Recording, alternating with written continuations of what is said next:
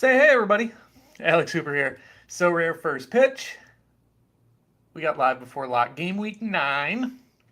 Boy, oh boy. What a time.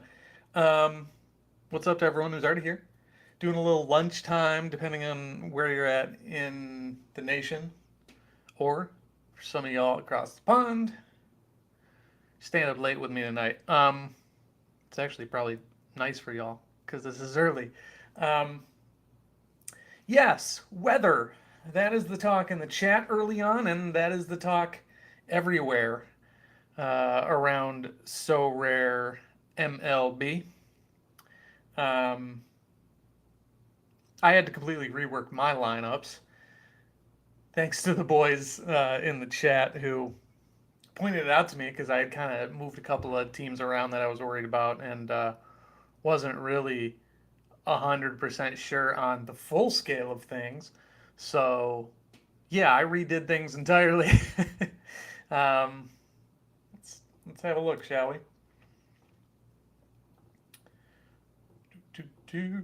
Over to So Rare Data. Um, so yeah, I tossed all of my weather guys into lineups together, and yeah, the results are kind of borderline depressing. Um, but it's all about your risk tolerance. I think there's a way to do it and a way not to. Um, and there's, like I said, some risk reward. So I like my lineup until I saw the weather reports. Yeah, same. My two favorable stacks this week are, of course, um, Pittsburgh against Washington. Is that it? Yeah, Pittsburgh against Washington, and then Minnesota against Kansas City, and those are two rain threats. So I felt like I was in a really good spot. I felt like this was my week. Everyone else in the chat hitting podiums. I don't know if y'all saw. We had 8 podiums across Sorare MLB in the Sorare FP chat, um, including a win. DJF with another win. Um, I have not gotten in on the action. The gang in there, I give them the numbers, I give them the shovel, and they go out and find gold. I have not been able to replicate that success. So things like today are kind of why. um, I got work, I'm updating projections, I'm doing all this stuff, and completely forgot about the weather. And turns out if I would have run my lineups how I wanted them, um, it would have been a little rough.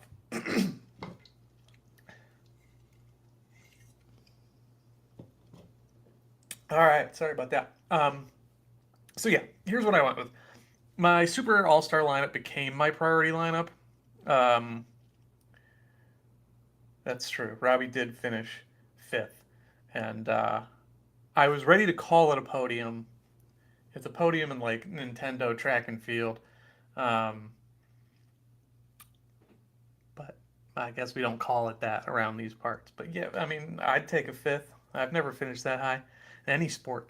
Um, so yeah, Super All Star became my priority lineup. I originally loved my rare team, and then they all ended up being washouts, potentially. So this is what we went with: Pavetta against my horrible Guardians offense. It's just sad. I'm gonna let him loose because my other options are Lance Lynn against the Rays and Charlie Morton in a potential rainout situation against the Mets if he actually does play. Um, Spencer Steer, I'm just pairing with Jonathan India because of the A's. Santander in Detroit against a bad Tigers team. Rough pitching for Miami. Ian Happ gets a start there, and then Brandon Lau is just on an absolutely hot streak. I'll play him against anyone, especially a bad Sox pitching staff. So there we go. This is the leftovers of Super Rare Pro. Don't expect anything to win there. Don't expect Morton to pitch. Don't expect Kepler and Melendez and Reynolds to play more than a game or two this weekend. So that brings me to Rare Pro. Actually, if you look at the rest of my, I mean, McCutcheon I wanted to play. Acuna, like, how do you not play him? Rain.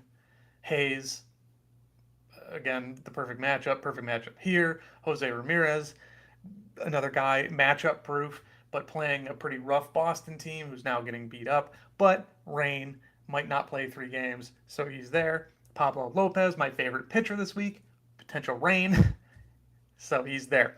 Um, Go up here to Rare All Star. Well, no, I just buried some people, but my Rare Pro team ended up being um, my Jays stack with Muncy back from the paternity list, double pitcher, as I think floors will be important this week.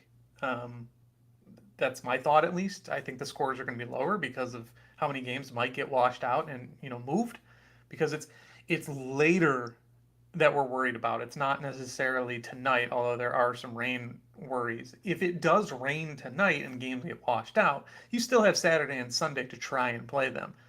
But if they get rained up tonight and on Saturday and on Sunday, obviously you can't make them up. Or if they play tonight and it gets rained out on Saturday and Sunday, you get 1 game, stuff like that. So the further back in the week we're worried about, that's when it becomes problematic. Larry asks, what matchups are the rain risks? Um, Pittsburgh and Washington, pretty much anything in the Northeast. Pittsburgh, Washington, Atlanta at New York, Minnesota, KC, Cleveland at Boston.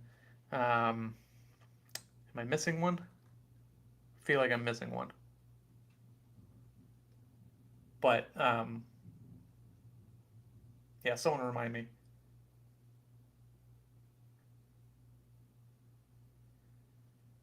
If you pair those 6 starting pitchers for All Star Pro and AL, Rasmussen, Castillo, Ilvaldi, Gaussman, Gonzalez, I'm assuming Marco Gonzalez, and Christian Javier. Well, there you go. Royals Twins is delayed, so lock should be, but it's not going to be. Um,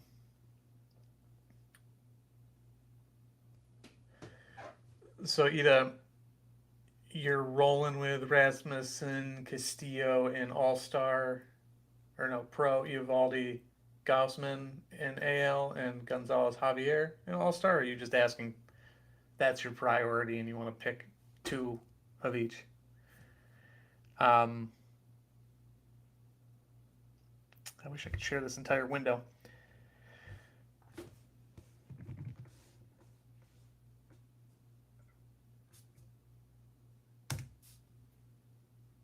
Ba-ba-ba.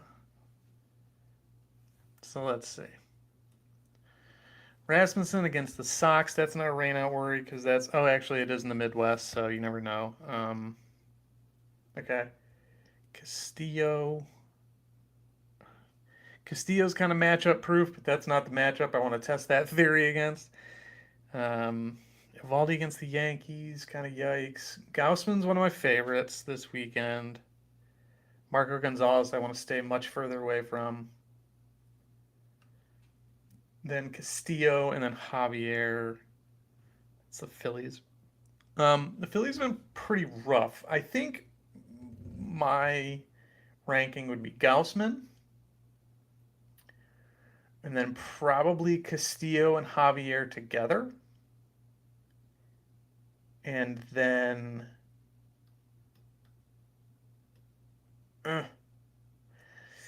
actually I might move Rasmussen ahead of the Castillo Javier just for safety. But Castillo's got a high upside, so I don't mind that. And then Eovaldi and then Gonzalez. All right, so we got Pirates Nats rained out doubleheader tomorrow. So already we're flirting with disaster there. So that makes me feel better. Um, Personally,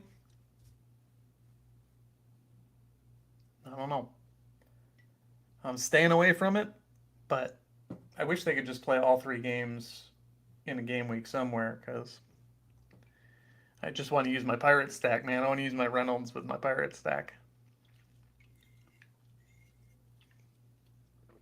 So apparently Gaussman's not confirmed for Saturday. I don't know why he wouldn't be. But he's not highlighted here, and that worries me a little bit.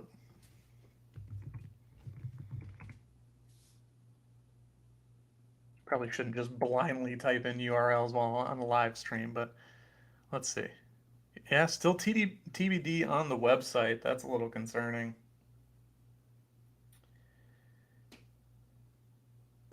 Yeah, I don't know about Rasmussen. Too bad, Bob. Ain't happening. He's all I got in the so rare or in the super rare team, so he's going nowhere. Um, yeah, so you see a lot of my rain guys concentrated here with a couple of catchers who I don't want to be playing anyway. But yeah, we're going. Did we get a Jays lineup yet? By the way, we didn't, did we? Because I don't know what's going on with George Springer, and he's in that pro lineup. So when we do get Jays news, please somebody shout me out whether or not Springer's in the lineup. Because if he's not, I might have to find a replacement outfielder, and I might just play Acuna and just pray as a big game. Um, yeah, because I don't really have a lot of other options there. So same thing up here. I do have a couple of these Diamondbacks guys rocking in my All Star team. I need the Phillies to do something. Um, but yeah, this is tough. It's concerning because like, and Ida just asks, is this a week 100 points wins the T1? Like, if it's starting to feel that way, but we know how crazy variance can be, and like, who knows what happens? Maybe the Guardians finally pop off and blow up Boston if they actually get to play. Like, it could be anyone. Could be anyone. But yeah, just playing it safe and trying to get people who actually have reps, actually get at bats. Um, Swish Hips putting up his first 100, says K Lamp. That's Corbin Carroll. And he is my highest projected player this week by quite a lot, actually. 39 is his projection for 3 games. Um, and then the next closest is Brian Reynolds at 35 and a half. Might not even get the chance to put those numbers up. Then you got Walker and Marte, the guys that you're looking at in my all-star lineup right there. A lot of Arizona because they're at Coors. That's why they're on the cover. Then you get Jose Ramirez, again, washout concern. Then Lourdes Gurriel, if you believe in him. Um, then Mookie Betts. Then more Pittsburgh. Then Acuna, rain worry. But yeah, Dodgers Stars, and then everyone who plays in Colorado, and then a lot of rain risks, and then some Cincinnati guys against the A's. That's how things are kind of looking. Baltimore actually projects kind of well too on the high end. Cedric Mullins, Gunnar Henderson. And then you start to get in kind of that mush range where everybody's projecting together, and you just have to parse out the matchups. You like need a middle infielder for this week, says Evo Dreamer. Ketel Marte, Jonathan India. Or if you can get one of those shortstop Mookie Betts really quick, that's probably your best long-term play. But yeah, I would say Ketel Marte. Really not too expensive, honestly. But yeah, Jonathan India limited is .007. You could go really cheap and go Rodolfo Castro, but that's a rain risk. Also, Brandon Lau is pretty cheap, .01. Um, that's good long term. So, a couple of options there. But yeah, Arizona, Dodgers, Reds, Orioles, and then you can play Colorado guys because they're at um, Colorado. Yes, McMahon and Moreno as well. There you go.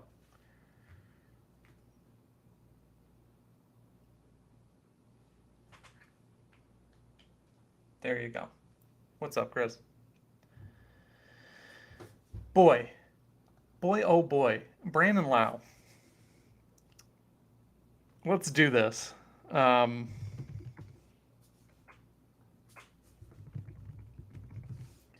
He is hitting the tar out of the ball.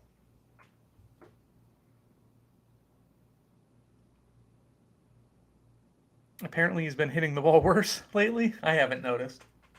If you look at his if you look at his last 50 plate appearances, his xwOBA is dropping substantially. Um, his xSlug still the best of his career. His wOBA still the best of his career. His xwOBA still the best of his career. xwOBA contact still the best of his career. Hard hit rate above 50%, best of his career. Striking out a ton, but that's what he does. And then his walk rate is the best of his career. Small sample size, but my dude is locked in. I just needed to see this for myself because, yeah, he's going to strike out a lot, but he is hitting bombs on a team that's getting people on base too. So, play Reynolds or gamble Muncy. Muncy's back, so it's really not a gamble. Reynolds is actually the gamble there. But Muncy is expected to be back. I shouldn't say he's back, but he's expected to be back, so that pretty much means he is.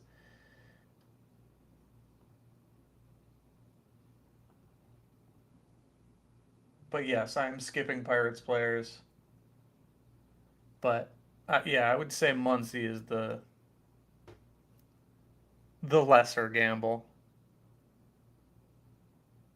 I feel like I can guarantee you Muncy's going to get 2 games, but I can't guarantee you that Reynolds does.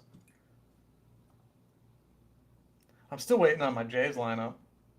I don't know what the Jays are doing. They haven't given us a pitcher. They haven't announced their lineup. It's 4 hours before the game. That's normally when we get lineups.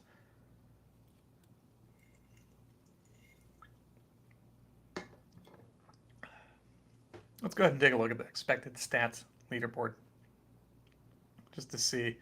Matt Chapman, still the best hitter in baseball right now in terms of quality of contact.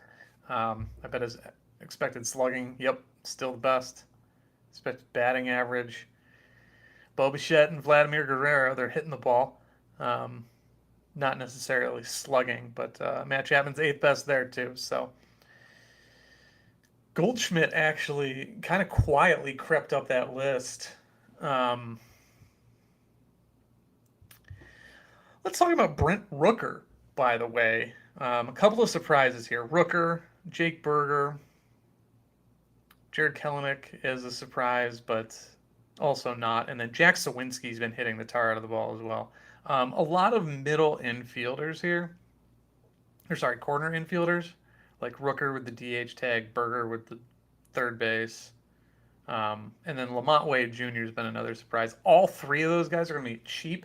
The problem is like you can go out and find better production at those positions projection wise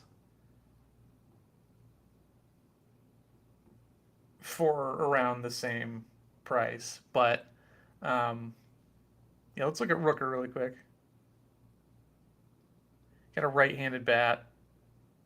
Trending down a little bit. People are going to start to figure him out. Maybe not. I didn't realize he's been around this long. I thought he was a rookie, but apparently he's 28. And yeah, career high. Let's see. Let's pour into the data a little bit on Rooker and see what's going differently. He's lifting the ball more. He's pulling the ball less.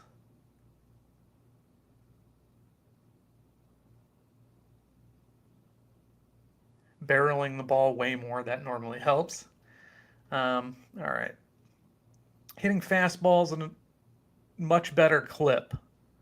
If you look at the run value here, I don't know that you can see it, but Rooker with a 4-run value already on 4-seamers. Generally has not been positive. He had a 1 in 2020, and what I assume is, yeah, he only saw 31 of them. He's seen, second most 4-seamers he's ever seen. He's pretty much controlling the zone against anything but a curveball. 0-run value where he's got a -2 this year. So this is some really inside baseball stuff, but sometimes it's nice to identify some of this. All right, so his swing take. This is one of my favorite things. I'll actually pull up the visualizer. Let's talk about this a little bit. If you've never gone to the swing take visualizer, where is it? On Baseball Savant, it can be really telling about who's commanding the strike zone. And if someone has solid batted ball data, oh, it opened a new window.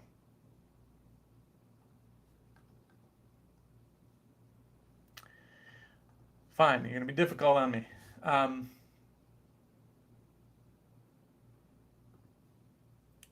Ba, ba, ba. Look at how blown out my face is. All right, yeah, just share this whole window. That would be much easier. Okay, so oh, I can't get a 2023. I'll just go back and figure it out. Sorry. All right, there we go. All right, so I'm just using Trout as an example here. Maybe he's not the best because he's positive with everything, but if you haven't used this before, um, so it tells you their swing runs versus their take runs. So basically, what type of value they're producing by doing both actions in different parts of the plate. Obviously, in the waste zone, way out here, like they're obvious balls out of the pitcher's hand, and a good hitter, won't have swing runs against us. Trout actually has -1 or had -1 last year, but he was +11 taking those. So that's just a matter of like he saw enough to generate that and didn't swing.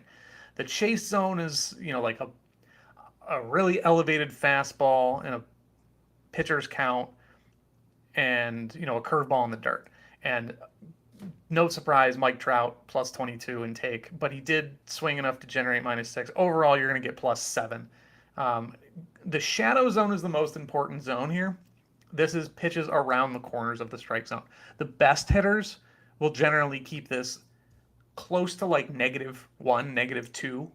Like that's where a pitcher is going to beat you anytime. If he's putting pitches there, then he's a good pitcher. And a good hitter is someone who puts up +7 in that area. That means so he's got +6 take runs, or sorry, swing runs in the shadow. So he's swinging at the right pitches there, and he's got +1 take, which he's still taking enough of those pitches around that area of the zone to generate positive value.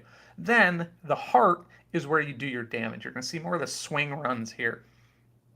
+18 means when he's getting fastballs, when he's getting pitches in the middle of the zone, he's doing damage. And he's only -8 takes, so he's taken a couple of pitches right down the middle that maybe he wasn't happy with.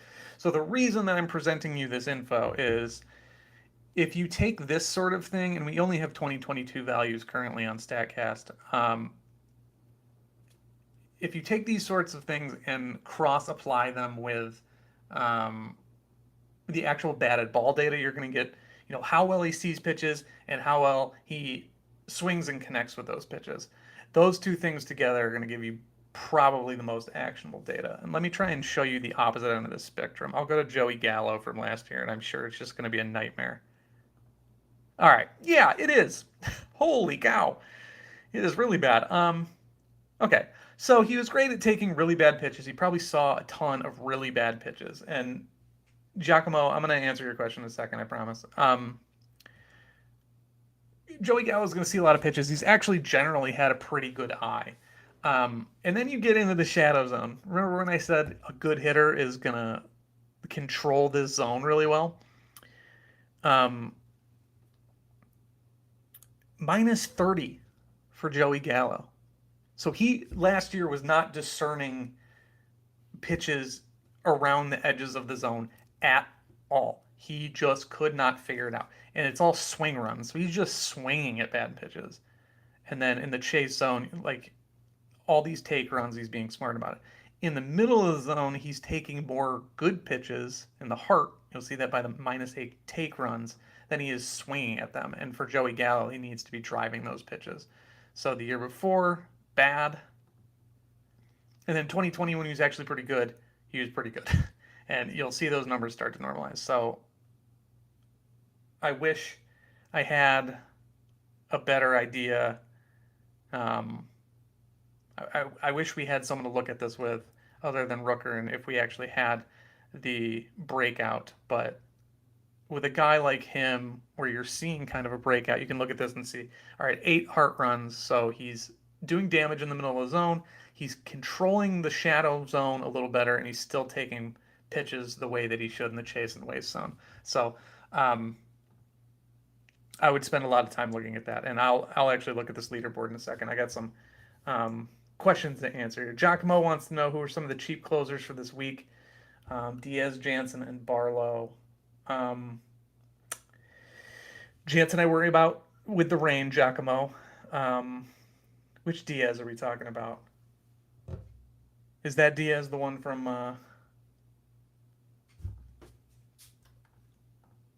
the dude from Baltimore?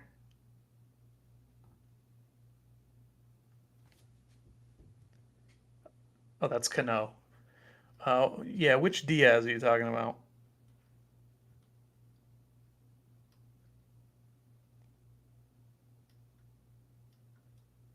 Alexis. Gotcha. Um, who does Cincinnati play? We're just talking about this. Oh, the A's. Yes, I like that. That's a really good cheap closer. Barlow and Jansen, I worry about with the rain. So if you can go get Diaz, I would. Rob asks, how much would a solid limited lineup cost? One that will be competitive. I did right before the season. I did a $200 limited lineup. Um, and then Reese Hoskins tore his ACL, and Jose Altuve broke his hand, and then that lineup went down the crapper really fast. But I would say $200 you can make a pretty solid, competitive, limited lineup, but probably at this point a little cheaper. So I could find you some really good values really quickly, and I will do that in a second after I look at this swing chase leaderboard. Shamrock asks, will Jordan be back or gamble to play? I would say he's a gamble. That hand's been bothering him. I think that's the same thing that's bothering him now. So, but he is the best. He's controlling the strike zone better than anyone else in baseball. So there's that. But yeah, I wouldn't play him. I'm not playing him actually. I have his common. All right.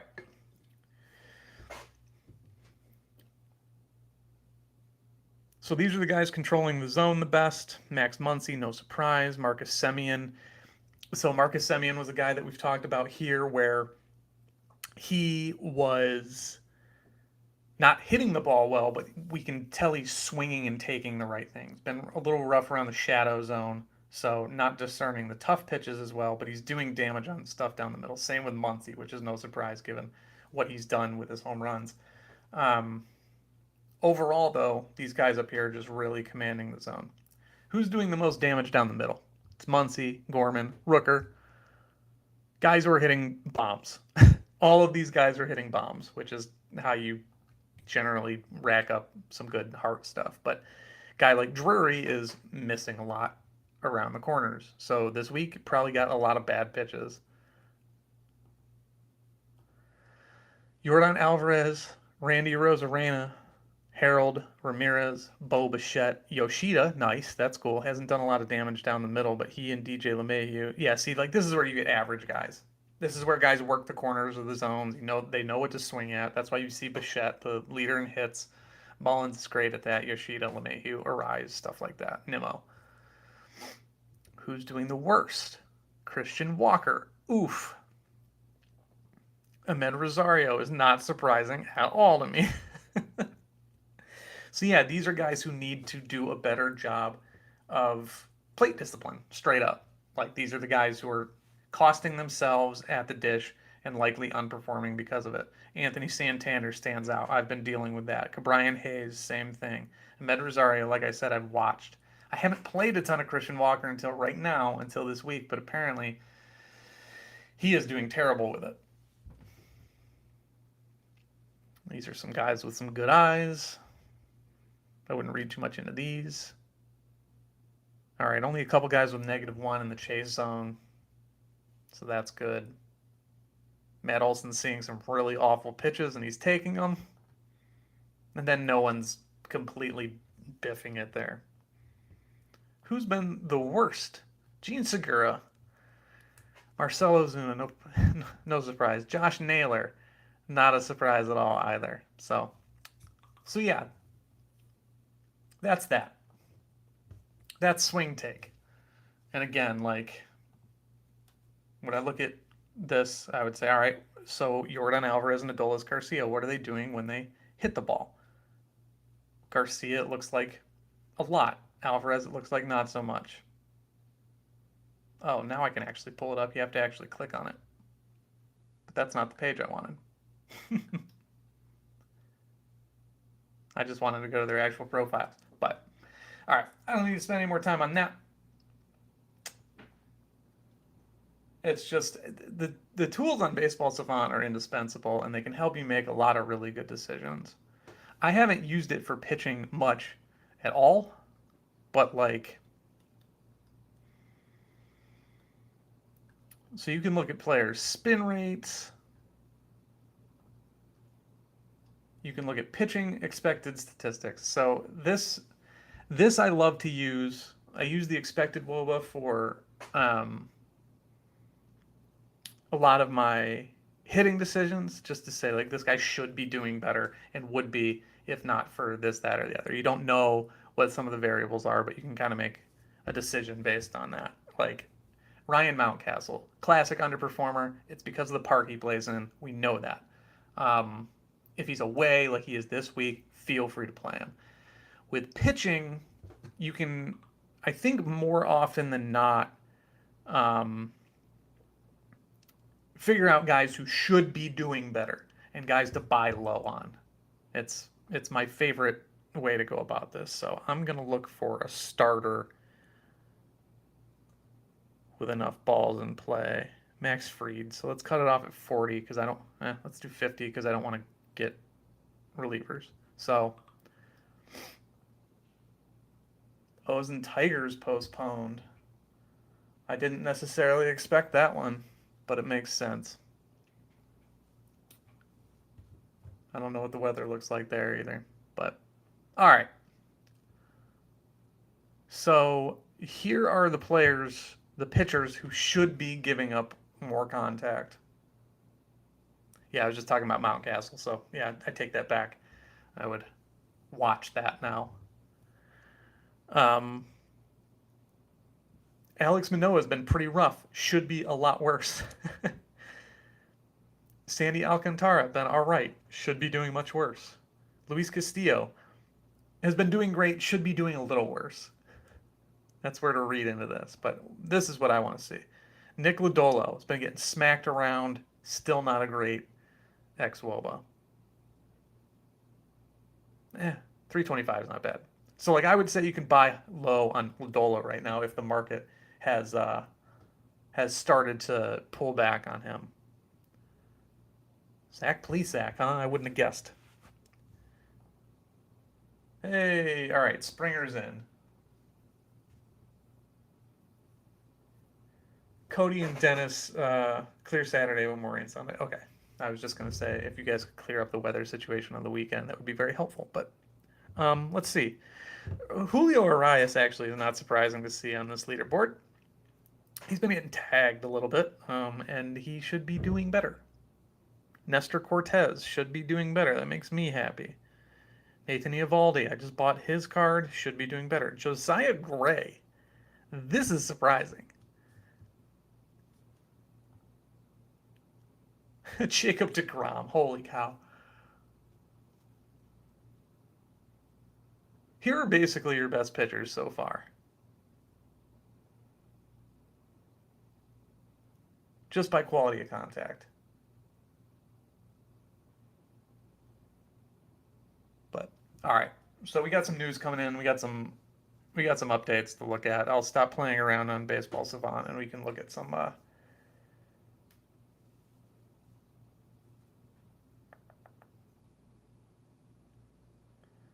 actual things that will affect this game week. Pasca, rest of the season, would I rather have Springer or Brian Reynolds for about 10% more than Springer? Yeah, you're buying Reynolds high, you're buying Springer low if you do that. Um, the thing with Springer is there's playoff equity there. Not that I want to write off the Pirates yet, You're also getting an older player and a player who struggles with injury. So I got about 100 more points over the course of the season for Reynolds. I wouldn't worry about playoff equity yet, but yeah, it's a trade-off. Thinking down the line, I mean, Springer's getting up there. I think he's like 33, 34. I'm 32, so I'm saying that. I'm getting up there too. Um, but yeah, Springer leads off for a really good team, so you're going to get a lot of runs out of him, stuff like that. Uh, you're looking at rare, huh? I got point 0.4 for Reynolds and point. I have Springer for more. So yeah, I don't know. I like Reynolds. I like Reynolds a lot, but for the same price, Springer seems fine. That's a tough call. All right, Twins rotation got changed, so we're gonna go back to the RotoWire probables.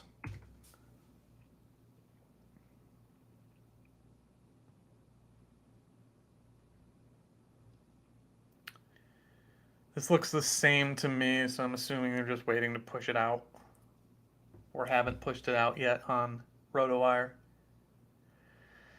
I gotta look at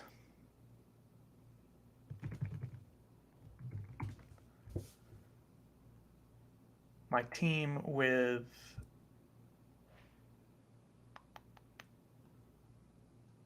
my Orioles, because I'm pretty sure they're in a priority lineup.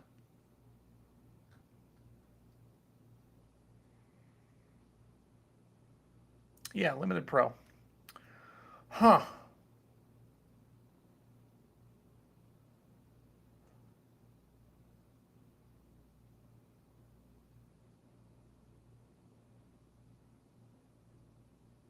So, all right. So Ryan pushback, Gray Sunday.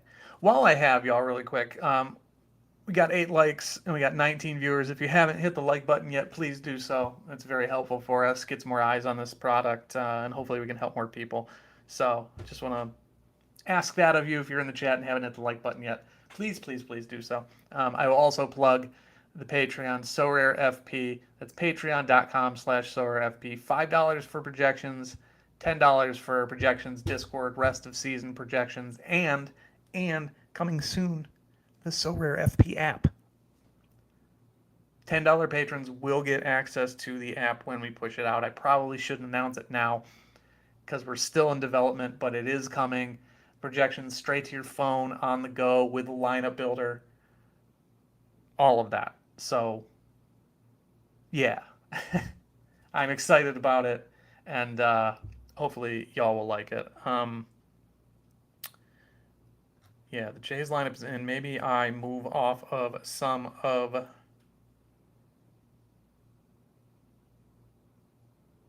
All right, yeah, that's what we're gonna do. We're gonna get Springer.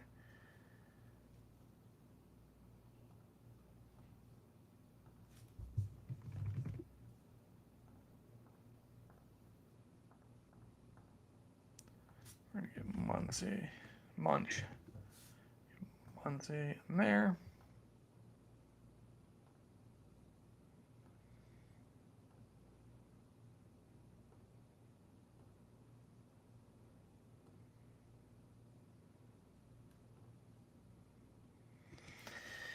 Ooh, Yelich against lefties scares me. It's 3 lefties, right? I'm gonna skip Yelich, and I'm just gonna play my Orioles here, I guess.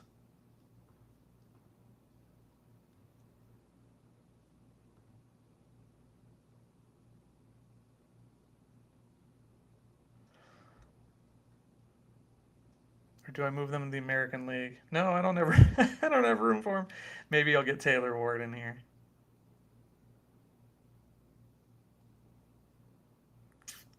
That's tough. Nah, that's fine. It's limited all star. What are you gonna do? Should we move off Orioles? It's your call entirely. Um, it's your call.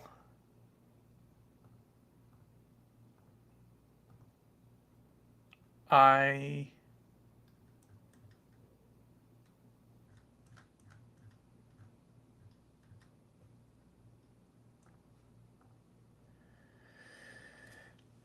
I don't know. Here, let's do this. Let's go to the Weather Channel. Not where I thought I would be spending my time here, but all right. Um, I assume that is that game in Detroit. Yeah, it's at Detroit. Detroit, Michigan. I can see why they might have postponed that. Let's look at the weekend forecast. Rain Saturday and then AM showers on Sunday. Rain showers early with overcast skies later in the day. So Baltimore actually doesn't feel horrible. It looks like tomorrow is going to be fine, and then Sunday is going to be in the morning. Yes, best lock stream ever. We are breaking down the weather. Am I playing Angels? I have Taylor Ward in, but so let's look at some other ones. Minnesota is that in Kansas City or in Minnesota? It's in Minnesota.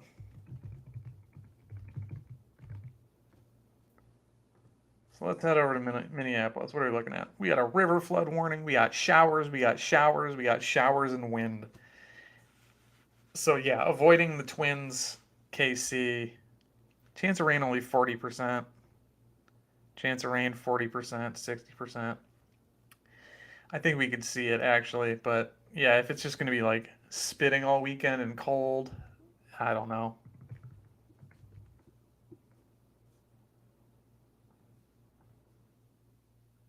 Oh, they're at Washington. All right, Washington, D.C. So this one got banged already. 70 and cloudy tomorrow, chance of a rain shower. So it looks like they'll get two in. And then Sunday, 100% chance of rain, which means it's not 100% chance. It's I'm going to do my meteorologist thing here. It's not 100% chance of rain. It's 100% of the area is expected to be affected, which is essentially 100% chance.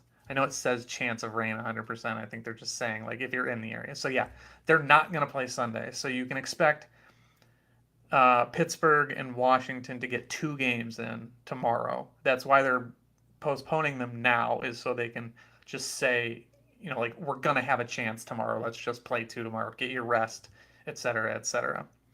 So we got to look at Boston.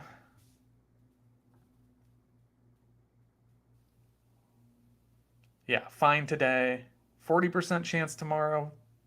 80% chance Sunday. So that looks like, again like a 3-day thing. All right, which ones am I forgetting? We got a couple more minutes. So yeah, I'm saying go ahead with the Baltimore guys. Um, I think you're going to be all right. The rest of them, I'm going to say no. Pittsburgh, no. Twins, no. Um, Boston, Cleveland, no. Oh, we wanted New York. And it's only the Mets because the Yankees are in Toronto with a dome. So let's go. Queens, New York. Let's focus. Let's focus in on Queens, New York. 90% chance. 90% chance. 90% chance. There's a 50% chance, I'll say, that we don't see a single game at Citi Field this weekend. So, yeah, stay away from Atlanta and New York. They're going to be doing this dance all night. They're going to be doing it the whole entire time. So that was your Sorare FP weather update. I don't think I missed any games, but yeah, I would say pretty confidently at this point you want to stay away from those games. Milwaukee's got it. I'm just going to run through the whole damn thing. All right, Colorado should be fine. You know what? While we're doing it, let's look at Denver because you never know what's going to happen in Denver. Again, hit the like button if you're loving this content. Yeah, not a lot of rain. We're not worried about Denver. All right. Atlanta at New York, stay away. Baltimore at Detroit, I say go for it. Boston versus Cleveland tonight, yes. Tomorrow and Sunday, no. So play like Pavetta if you want him, Bieber if you want him. You can roll them out because they're fine today. Chicago at Miami. We had a horrible storm here last night. I'm in Tampa, so you don't have to worry about anything at Tampa. I don't know where they're playing, but Miami might be. All right, so Sunday, they have a roof. I don't need to look. But did we do? Yeah, I looked at Boston weather. It's fine tonight. The next 2 days are rough. So, yeah, Bieber and Pavetta are fine. I wouldn't play the hitters. But yeah, we got a horrible storm here last night. My power went out at 1 in the morning, and it also set off my fire alarms. And my dog has PTSD about fire alarms, and we were consoling him until 3 in the morning. So yeah, that was fun. All right, Oakland. Well, I think the stadium's in San Francisco. I imagine we're fine. We're fine. All right. Chicago is, I'm sure it's going to be cold. What's our rain in Chicago? All right. Didn't the Chicago game already get banged?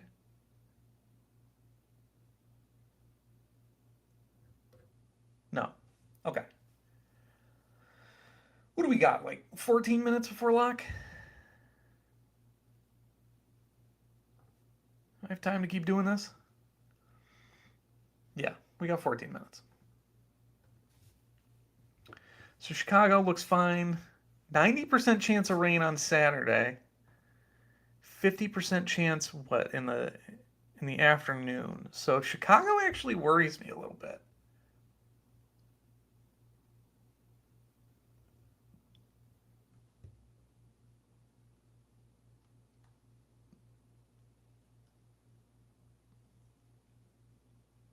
Hmm. Yeah, I worry a little bit about Brandon Lau in Chicago. That does not look promising. It's gonna be cold.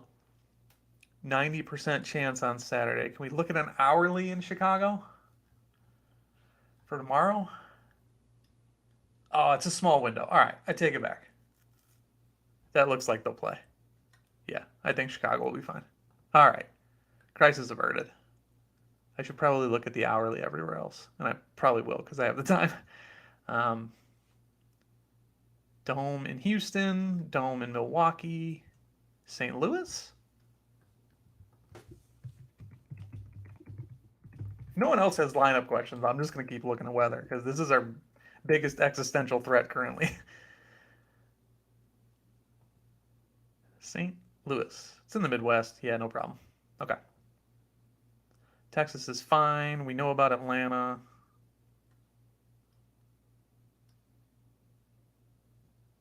Toronto's in a dome. LA will be fine. Okay. Yeah, so those are the worries. Let's go back a little bit. Let's go to our trouble areas and look at the actual hourly forecasts. Boston gonna be fine tonight. Tomorrow actually doesn't look horrible. 45 and stuff. Is that a day game? It should be. I don't know why they don't just say, like, let's move it up. 410. So that's actually right where it starts. If they were smart, they would move it up, but I don't know the logistics of that sort of thing. But yeah, once you get into Sunday, that looks pretty bad. So I would still avoid that. I'm doing my third time through each one of these. Let's go back to Detroit. I think we already decided that tomorrow is going to be the doubleheader, and then showers all day. Nice little window if they play quick, but once you get to 9 o'clock, it's over. You got a shot Sunday. Yeah, I still feel fine about Baltimore and Detroit.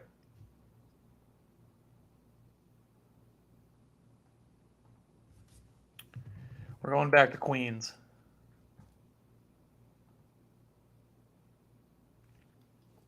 Rain, rain, rain, rain, rain, rain, rain, rain, all the way through. Like, you might get a game on Sunday, but yeah, don't play Mets, don't play Braves. I don't pay attention to weather normally either, but this is just kind of one of those circumstances. It's late April in, the northeast part of the United States gets a lot of precipitation. I'm from Cleveland. We get snow around this time of the year still. Like, it's bananas. All right. Where haven't I done an hourly?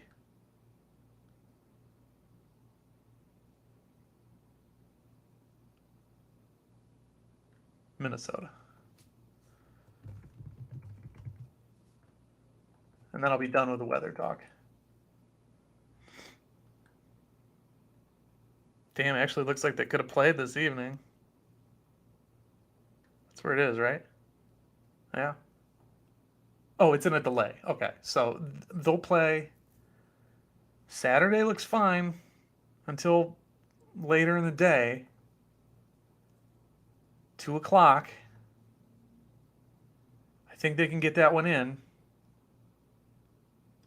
Sunday looks like more of an issue. And I think that's it. I think that's everyone we were worried about. So yeah, definitely no Mets and Braves. I feel okay about Detroit and Baltimore. I feel okay about the White Sox and Rays. I think maybe you get 2 games out of Cleveland and Boston. Maybe they really wait to make it work. And then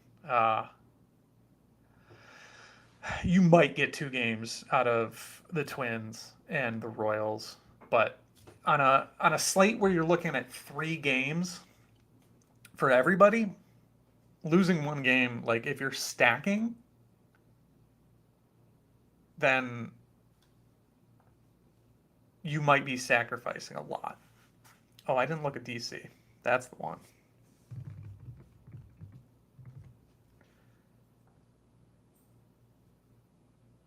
All right. So they already canceled this one. Tomorrow looks wide open. Sunday looks rough. So yeah, 2 games there.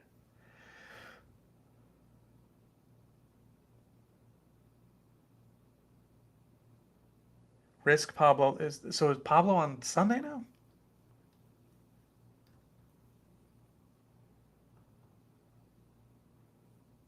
God, they haven't moved him. Um,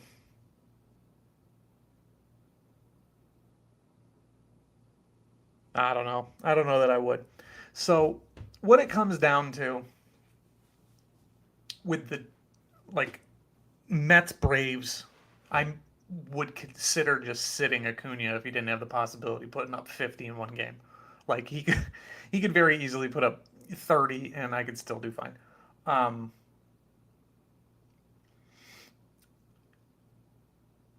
with the 2 gamers, so like Minnesota, I think you can risk running Jorge Polanco out and pray he does it in 2 games. But like that's not a guy. I'm looking for a case of a guy who's we expect to play like Jose Ramirez. Um, Rough example because he's not doing a lot right now. Um,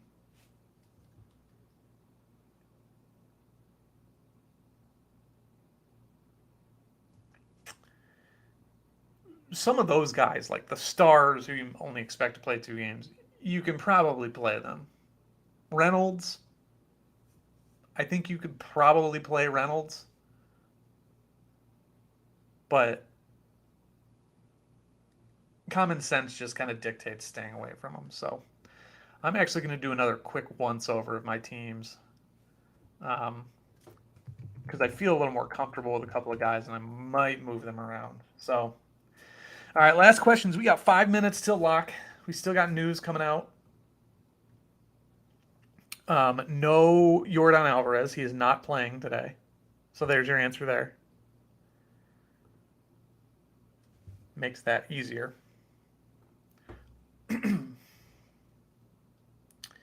Yeah, so I'm still going to run out some Orioles. I don't feel bad about that. Double pitcher. Like I said, double pitcher. I think there's an equity for the floor here.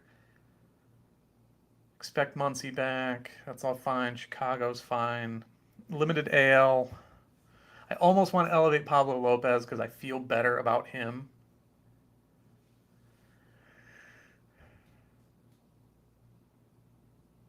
You do have to worry a little bit about him coming out for 3, it raining, and then him getting bumped. But, like, I think I like him more than Nestor Cortez here. Texas has been pretty hot.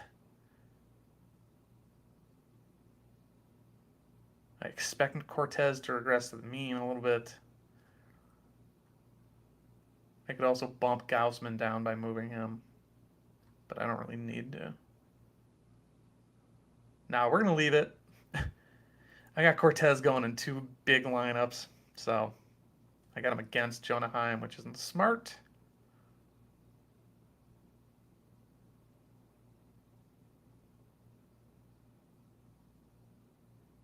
Yeah, this is tough. This is a weird week.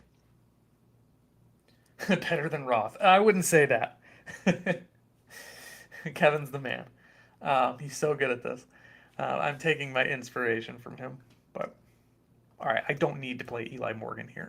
I have other relievers. What am I doing?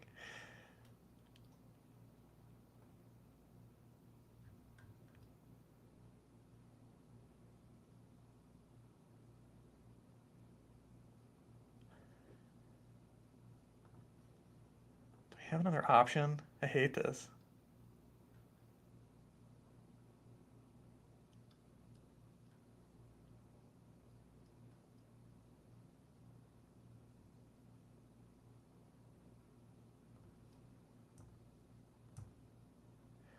You tend to go with a hitter, pitcher, and flex. Um, that is an age-old question. Um, I'm going with pitching here because I think the floors have a chance to be pretty low um, because of all of this rain. I think there's going to be a lot of people who play a lot of Mets and Braves because they're 2 of the best offenses in baseball.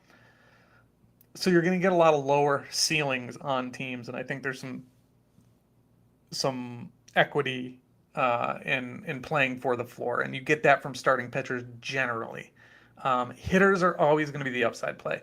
If you are saying I want to gun for the top spot, I want to go for number 1, it's always going to be better to play a pitcher or to play a hitter there, unless you're looking at like Spencer Strider is facing the Marlins and Jacob DeGrom is facing the anyone, but the A's, the Royals, the Guardians, a team who could go up there and realistically be no hit and strike out a bunch of times. Then, like, I think it's excusable to play two starters and expect a ceiling. And in the midweek, I even played a bunch of relief pitchers. I played double relief pitcher, and not as many as I was originally planning to, and a lot of them didn't make it in. So I felt kind of I guess I owe y'all an update on that. Lock is in a minute and a half, so if you have any questions, get them off now. But I owe y'all an update on that. Let's look to see where I actually did it. So, all right, double relief pitcher. I think Lee stunk. Yeah, he got lit up here. So you add a couple of points there, it's not going to matter because the rest of this team is butt cheeks. But like, 26 and 20 out of these 2 spots aren't bad. Did I do it again? I swear I did it. Technically, I did it here with Strider and Baker, but Baker did what I needed him to. He got a win, outscored all of my hitters, outscored everyone except Strider. So that's why I play double relief pitchers. 4 teams with a worse record than Tigers. How about that? If I didn't totally biff this and play JD Martinez when he was out, actually could have won a reward here, but I'm not that bright.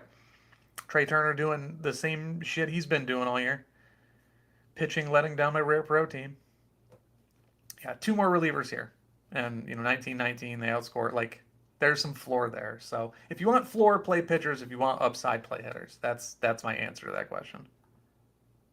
5 seconds. All right, we're locked. That's it.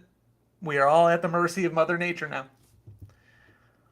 No new contest for next week. Rewards look the same. Really quick before I get out of here, I'm going to run through the rewards tiers really quick and see if there's anyone who's like unjust. Tier 1, Tier 2, Tier 3, Tier 4, Tier 5. Yeah, we are locked. All right, Tier 1. Who would I be unhappy if I got in here as a Tier 1? I know some pitchforks are going to come out, but I would be unhappy if I got Adley as a Tier 1 just because he's a catcher. I wouldn't love Wander Franco. Everyone else there, I think I'd be pretty happy about. Pete Alonso wouldn't be my favorite. I already have a Kyle Schwarber. Kyle Schwarber, yeah, I think he's a Tier 2. You don't need to start building next week's lineups. I do have the projections, although my pitching projections are jacked up. All right, Tier 2. Aaron Nola as a Tier 2 is fantastic. Anyone else who I would just absolutely love? Brandon Lau right now is a T2. I would love a Brian Reynolds rare. Cedric Mullins rare. Corbin Burns as a T2 is great.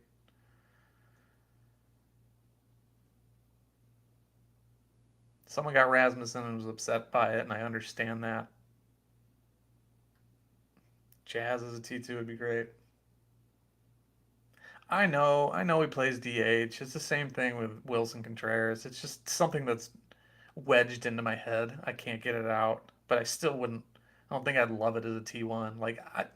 I would rather have Aaron Nola and Brandon Lau and Brian Reynolds and Cedric Mullins all more than Adley and Corbin Burns. He's great. I just think he falls into that tier. I just don't think he belongs in that tier. That's all I'm saying. Jordan Romano as a T2 would be pretty rough. Any relief pitcher as a T2 would kind of stink, except like Class A, I guess. Outman, yeah, because he's a rookie. A lot of these guys belong in here. Like, yeah, Yoshida, like, a lot of these guys pop up in here because they're rookies and their prices are inflated. I don't see a ton in here that would make me mad as a T2. I don't think Pasquantino would be my favorite. Stephen Kwan doesn't deserve to be a Tier 2 right now because he's got to do a lot to produce the same as some of these other guys. And then, yeah, relievers. Tier 3 is going to be weird because there's going to be so many people. I shouldn't even look at this, but AJ Minter is like a Tier 6 right now.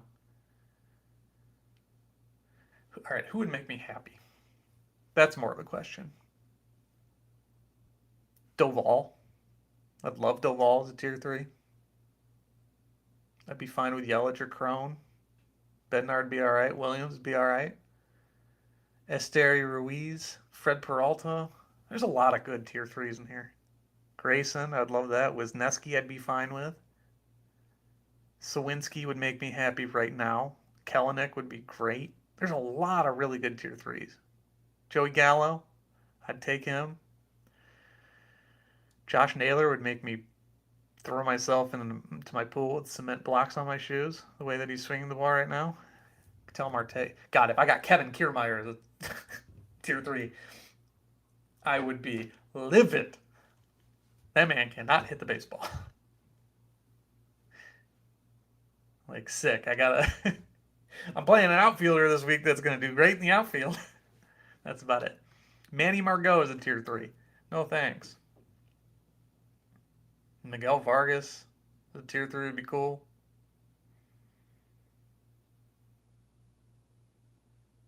Oscar Gonzalez would kind of stink because he's platooning. Sean Murphy, there's a catcher I'd play, even though he's like kind of platooning. I'd play him right now without d'Arnaud back. Yeah, there's some gems in here.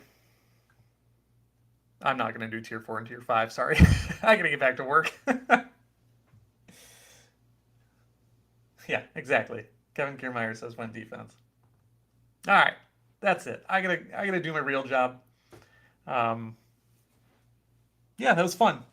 Weather time with Sorare FP. That's what this was today.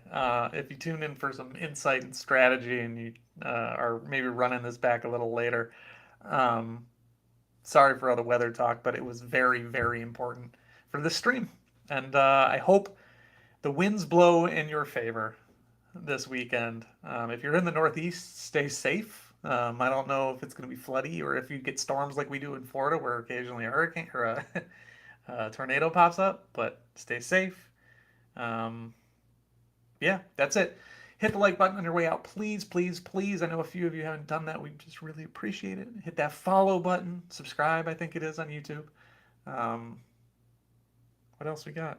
Yeah, patreon.com/SolarFP. $5 for the projections. $10 projections. Discord. Rest of year projections. Pricing. And that app. I told y'all the app is coming. And you got to be a $10 subscriber to get the app. Projections on the go. All that. I'm very excited about it.